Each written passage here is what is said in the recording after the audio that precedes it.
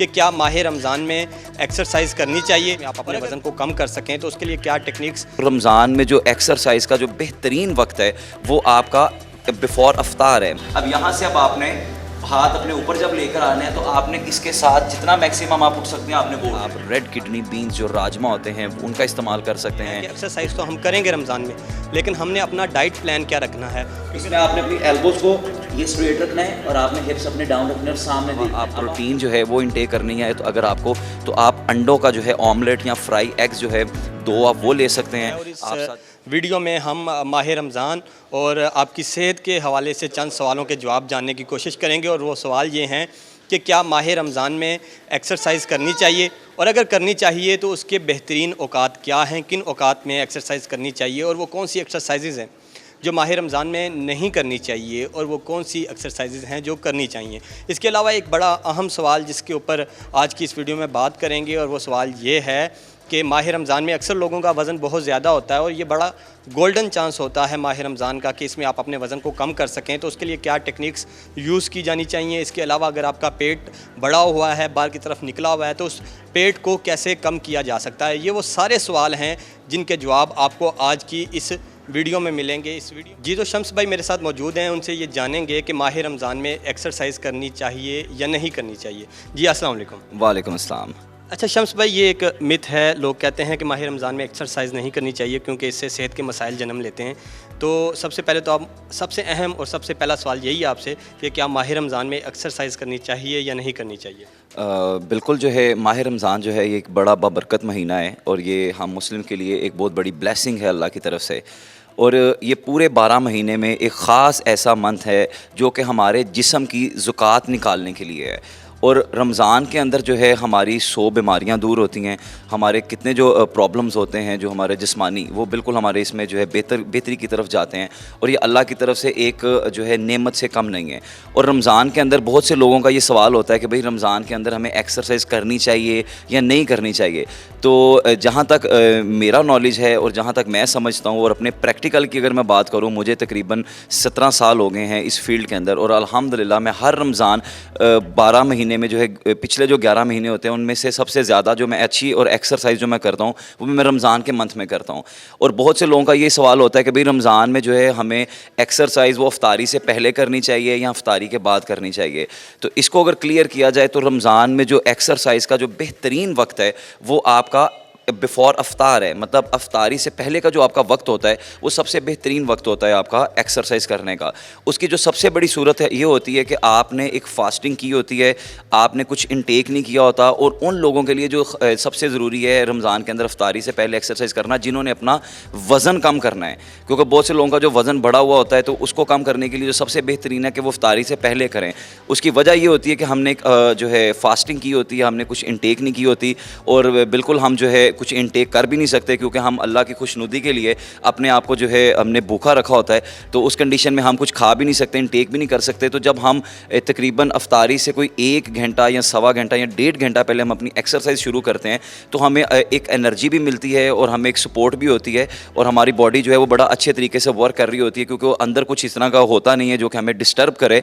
और जो हमारे स्टोर फैट होते हैं, जो हमारे ऑलरेडी जो बॉडी के अंदर जो फैट है, जो स्टोर फैट होता है, फिर वो कंज्यूम होता है एनर्जी के जरिए, एनर्जी के तौर पे। मिसाल के तौर पे आप एक्सरसाइज जब भी करते हैं या आप कोई भी हरकत करते हैं तो आपकी कैलोरीज बर्न होती हैं, आपकी एनर्जी लगती है। तो जब आप रमज़ान के अंदर फास्टिंग की सूरत में होते हैं तो आपके अंदर जो स्टोर फैट होता है तो वो जो है एनर्जी में तब्दील होता है और वो कैलोरीज जो है आपकी फास्ट बर्न होती है बजाय जो कि आप आम रूटीन में जो आप एक्सरसाइज कर रहे होते हैं उसके।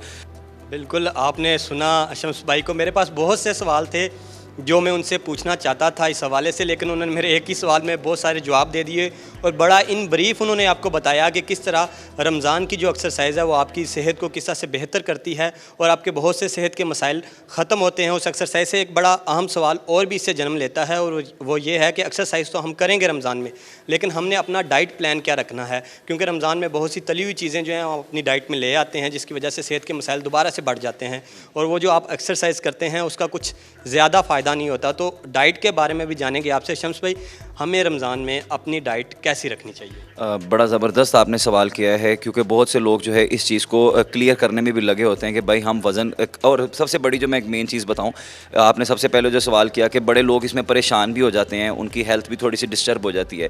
तो डेफ़िनेटली ऐसा भी होता है। उसकी वजह क्या होती है? हमारी खाना, हमारा जो हम खा रहे हैं उसका इम्बैलेंस होना। मतलब अब होता क्या है कि जब हम लोग रमज़ान में अपना वज़न कम करना चाहिए, बजाय उसके कि बहुत से लोग ऐसे भी मौजूद हैं जो कि रमज़ान में अपना वज़न गेन कर लेते हैं, बढ़ा लेते हैं। उसकी सबसे बड़ी वजह होती है कि उनका डाइट जो है वो बैलेंस डाइट नहीं होता है। मिसाल के तौर पर अगर वो सहरी है तो सहरी के वक्त वो मतलब हर तरह की चीज़ें जो है वो इनटेक करना शुरू कर देते हैं, जो उनके सामने आता है। मतलब लाइक पराठे हैं, अंडे हैं, जो खाना बना है उसके अंदर भी वो फिर ज़्यादा मिकदार में देसी घी का इस्तेमाल होना शुरू हो जाता है। फिर उसके बाद जो है मिक्सचर जो है बड़ा ज़्यादा चीज़ों का होता है। कोल्ड ड्रिंक्स भी सहरियों में पी रहे होते हैं लोग। मतलब जो अफ्तारी का जो बचा होता है वो भी सहरी के अंदर खाना शुरू कर देते हैं। मतलब हमें जो है कुछ पिए नहीं होता कि मतलब हमने क्या खाना है और किस तरीके से खाना है। बस हमें ये चीज़ होती है कि भाई हमें अब जो है 14 घंटे भूख काटनी है, तो हम जो है आधा घंटा कम से कम जो है लोग खाते ही रहते हैं। मतलब अज़ान होने का इंतज़ार होता है कि भाई अभी सहरी बंद होने वाली है, उससे पहले वो खाते रहते हैं और पानी भी जो है वो बेहिसाब पी लेते हैं। कुछ समझ नहीं लगती है। मतलब बिल्कुल एक डिस्टर्ब सा जो है वो सारा एक सिस्टम हो जाता है। सो सबसे पहले तो हमें ये देखना है कि हम जो सहरी के अंदर जो कैलोरीज इनटेक कर रहे हैं वो कितनी है। हमें इस मुतालिक जो है वो बिल्कुल नॉलेज होना चाहिए।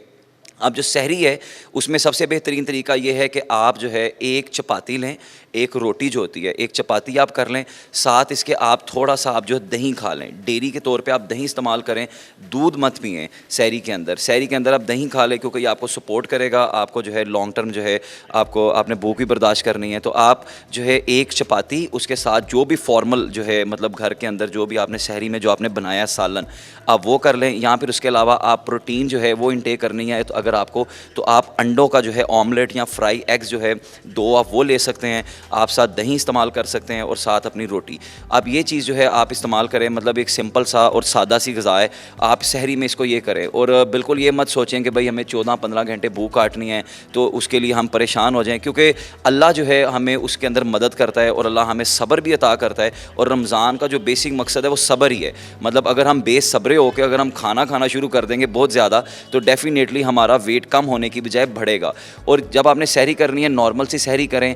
फिर उसके बाद ये है कि आपने अफ्तारी का जब टाइम आता है, अफ्तारी के वक्त जो है हम सबसे बड़ी गलती ये करते हैं कि हम बड़ी पकोड़े, तली हुई चीज़ें, समोसे, अच्छा ये समझ से बाहर है कि समझ नहीं आती है कि पकोड़े समोसे जो है हम पूरे 11 महीने वैसे नहीं खा रहे होते। रमज़ान आता है तो हम अपनी हेल्थ को बेहतर करने का मंथ होता है, तो हम उसके अंदर अपनी हेल्थ को ख़राब कर लेते हैं और हम बेवजह जो है एक बेतुके से जो है बहुत ज़्यादा पकोड़े खाने शुरू कर देते हैं और हम उसको प्रॉपर इनटेक करते हैं। जैसे हम रोटी से अपना पेट भरते हैं या चीज़ों से पेट भरते हैं, हम पकोड़े समोसों से अपना पेट भरना शुरू कर देते हैं, जिसके अंदर टू मच कैलोरीज होती हैं। तो अफ्तारी के वक्त सबसे पहले अपने आप को काम रखें, कंट्रोल रखें, क्योंकि वही सब्र का वक्त होता है। तो उसमें यह है कि आप अफ्तारी जो है वो फॉर्मल आप खजूर से खोलें, 1 से 2 खजूर खा लें। अगर ज़्यादा दिल करे तो आप 4 से 5 खजूरें भी आप खा सकते हैं। आराम से अपनी खजूरें खाएं। फिर उसके बाद आपने स्लो अपना पानी इनटेक करें, वाटर पिएं। वाटर जो है आप ये यहाँ पर ख्याल रखना है कि आपने अब जो है रंग बिरंगे जो शरबत हैं इनसे भी थोड़ा परहेज़ करना है। सिंपल वाटर पिएं या फिर आप सिंपल जो है आप लेमनेड बना सकते हैं या मिंट वाटर बना सकते हैं, जिसको हम मिंट मार्गरीटा कहते हैं। आप उसको घर में भी बना सकते हो, बड़ा अच्छा उसका तरीका। मैं तो खुद वही मिंट मार्गरीटा पीता हूँ या मैं लेमनेड जो है मैं वो बना के पीता हूँ, बड़ा ज़बरदस्त होता है। फिर उसके साथ आप लोग जो है fresh vegetable and fruit salad जो है उसका इस्तेमाल करें। मतलब लाइक आप जो है सलाद के पत्ते इस्तेमाल कर सकते हैं, उसके अंदर आप रेड किडनी बीन्स जो राजमा होते हैं उनका इस्तेमाल कर सकते हैं। उबले हुए चने जो है वो आप उसमें डाल सकते हैं, लोबिया चने, मतलब इस तरह करके उसके अंदर आप 1 एप्पल डाल सकते हैं, 1 बनाना डाल सकते हैं, थोड़ा बंद गोभी डाल सकते हैं। इस तरह करके आप एक अच्छा खासा सा एक बाउल बनाएं, आप वो साथ खाएं। और उसके अलावा अगर आपका बड़ा ही दिल कर रहा है तो अगर आपको कोई पकोड़े खाने हैं या इस तरह की कोई चीज़ खानी है तो आप वेजिटेबल के जो है वो पकोड़े बना लें। लाइक बैंगन जो होता है उसका पकोड़ा खा सकते हैं। उसके अलावा बंद गोभी के जो है वो पकोड़े बनते हैं। उसकी वजह ये होती है कि जो सब्ज़ी है ये आपका कम ऑयल ऑब्जॉर्व करती है। मतलब लाइक अगर हम बेसन के पकोड़े बनाएंगे तो वो बेशुमार जो है वो अपना ऑयल ऑब्जॉर्व करेगी। आप जो है सब्ज़ी के पकोड़े का इस्तेमाल कर सकते हैं, वो भी टू मच नहीं, 1 से 2 जस्ट फॉर टेस्ट।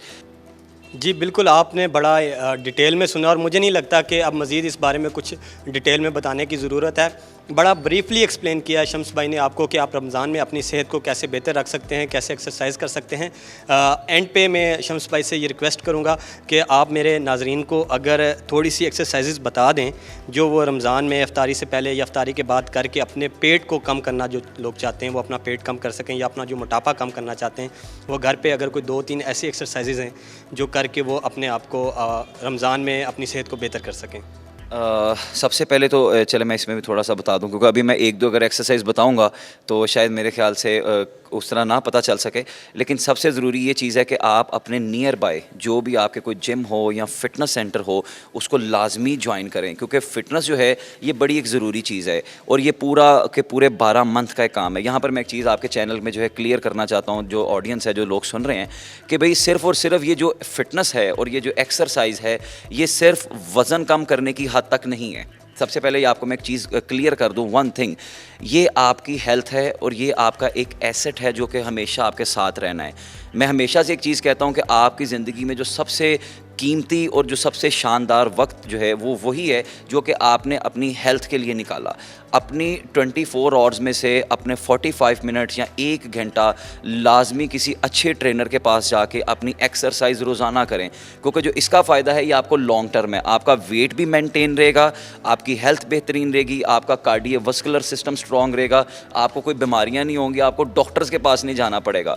मज़े की चीज़ है, आप अगर किसी जगह पे जाके 4 से 5 हज़ार रुपया देते हैं किसी जिम में महीने का, वो उससे बेहतर है कि आप कोई बड़ी बीमारी में मुब्तला हो जाएं और आप डॉक्टर्स को लाखों रुपया जो है वो आप जो है दें। तो बाकी ये है कि कुछ एक्सरसाइज से रिलेटेड जो है मैं आपको 2 से 3 एक्सरसाइज मैं आपके साथ शेयर कर लेता हूँ। आप वो एक्सरसाइज जो है सब लोग जो है कर सकते हैं, मतलब अपने डेली बेसिस पे अपने घर के अंदर भी, और उसको जो है डे बाय डे आप ख़ुद इंक्रीज़ कर सकते हैं। अगर आप जो है के करीब कोई अच्छा फिटनेस सेंटर है तो उसको सबसे पहले ज्वाइन करें, क्योंकि मेरे इस 1-2 एक्सरसाइज से आपको ऐसे फ़र्क नहीं पड़ेगा। आपको एक रूटीन चाहिए, एक प्रॉपर एक बैलेंस रूटीन चाहिए जिसके साथ आपका वेट कम होएगा।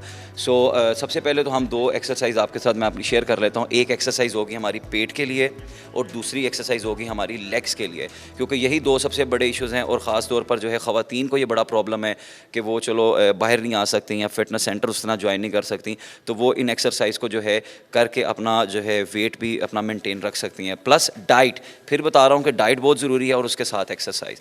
सो स्टार्ट करते हैं। सबसे पहले हम अपनी एक एक्सरसाइज, फॉर एग्जांपल अब आपको लेग्स पे फैट आ जाता है, तो लेग्स को फैट को कम करने के लिए आपको जस्ट अपने हाथ बिल्कुल स्ट्रेट रखने हैं, आपको बिल्कुल डाउन ये बैठना है, दिस वन, ठीक है। यहाँ से आपको ये उठना है। अब इसके अंदर आपने जो है ख्याल करना है कि आपका ये जो नीज़ हैं, जो आपका जो है हील है, एडी है, ये आपकी उठनी नहीं चाहिए और आपके जो घुटने हैं वो आपके पाँव से आगे नहीं जाने चाहिए। ये रॉन्ग पोस्चर हो जाएगा। जस्ट आपने स्ट्रेट खड़े रहना है, हाथ इधर रख लेने हैं और आपने इस तरफ बैठना है एंड आप बस आपने ये सिट और स्टैंड। अब देखने में ये बिल्कुल एक सादी सी एक्सरसाइज लग रही है कि बस मैं उठ रहा हूँ और बैठ रहा हूँ।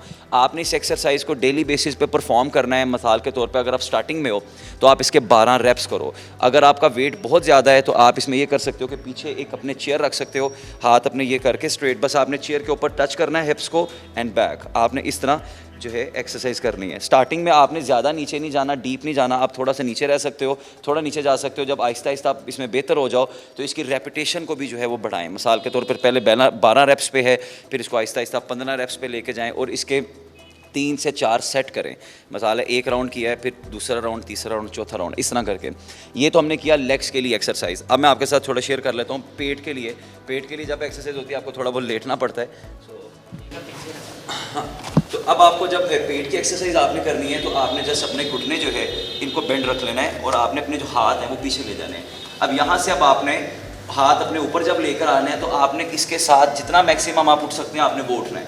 अगर आप बिगिनिंग लेवल पर है तो इसी तरह परफॉर्म करेंगे जैसे मैं कर रहा हूँ। आपने अपनी बॉडी को ही उठाने की कोशिश करनी है और अगर आप आहिस्ता आहिस्ता इसमें बेहतरीन हो जाएंगे तो फिर आप इस तरह भी ईजिली उठ सकते हैं। स्टार्टिंग में जो है आपने जब उठना है तो आपने बिल्कुल लाइट अपनी कमर का जो है वो आपने झटका नहीं देना, अपनी बैक का जो है ये चीज़ नहीं करनी है। बहुत से लोग ये गलती करते हैं और उनको जो है कमर में पेन भी निकल आती है। जस्ट आपने अपने हाथ ये रखने हैं और आपने ये बस हल्का सा उठना है एंड बैक। इस तरह आपने इसको परफॉर्म करना है। और तीसरी एक्सरसाइज एक और, चलो मैं आपके साथ शेयर कर देता हूँ। आप इधर से आ जाओ। तीसरी एक्सरसाइज होगी हमारी प्लैंक होल्ड। ये बड़ी जो है एक मामूल में जो बड़ी एक्सरसाइज जो है की जाती है। इसके अंदर जो है आपने अपना ये होल्ड एक्सरसाइज है, इसमें हम कोई मूवमेंट नहीं करेंगे, लेकिन उसके बावजूद हमें जो है इसमें बड़ा फ़ायदा होएगा। इसमें आपने अपनी एल्बोज़ को ये स्ट्रेट रखना है और आपने हिप्स अपने डाउन रखने और सामने देखना है। अब यहाँ पर आपने 30-40 सेकेंड्स का होल्ड करना है, ठीक हो गया। यहाँ पर आपने अपना 30 सेकेंड्स का स्टॉप वॉच लगा लेना है या आपने खुद काउंटिंग कर लेनी है।